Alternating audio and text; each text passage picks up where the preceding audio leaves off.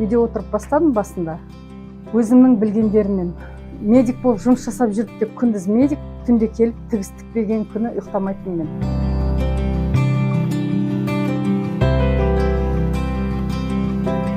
Менің есімім Дамегүл, жасым 55-те. Кеңес өкіметі тарқаған кезде сол балалардың тәртібіне, тәрбиесіне, сабағына қараймын деп отырып, тігіншілік кәсібімен айналысып кеттім. Өйткені ол менің бала күнгі 9-10 жасымнан бастап өзімнің жасап жүрген хоббиім болатын. Балалармен отырып, 97 жылы медицинамен қош айтысып, 100% осы кәсіпке кіріп кеттім.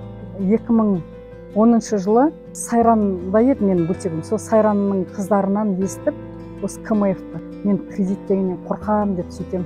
Ең алғашында білмеймін, КМФ деген вообще кредит туралы мүлдем білмеймін ғой.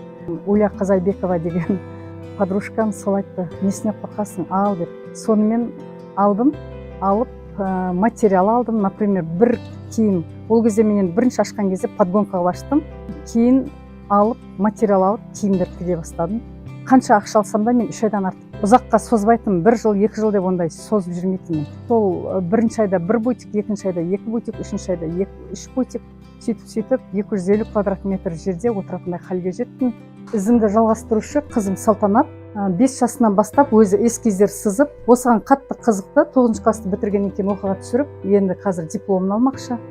Қазіргі таңда немерелерім де осы менің жасаған дүниелеріммен жасап, біздің ізімізді жалғастыруға дайын тұр.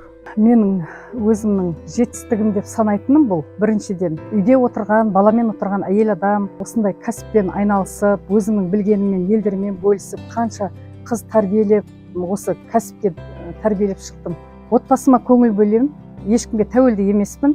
Менің ең жетістігім сол. Немерелеріме, келіндеріме, жолдасыма барлығына көңіл бөле аламын. Сол менің ең үлкен жетістігім, отбасым. Бір арманым өзімнің 2 этаж помещение қаладан салып, соның біреуін фотосалон қылып қойып, қазақ киімдермен суретке түсетін, этностильде киімдермен суретке түсетін етіп, бір жағынан салон красоты етіп, бір жағынан прокатқа беріп, швейный цехын барлығы бір жерде болса деп. Сол менің ендігі алдыма қойған жоспарым.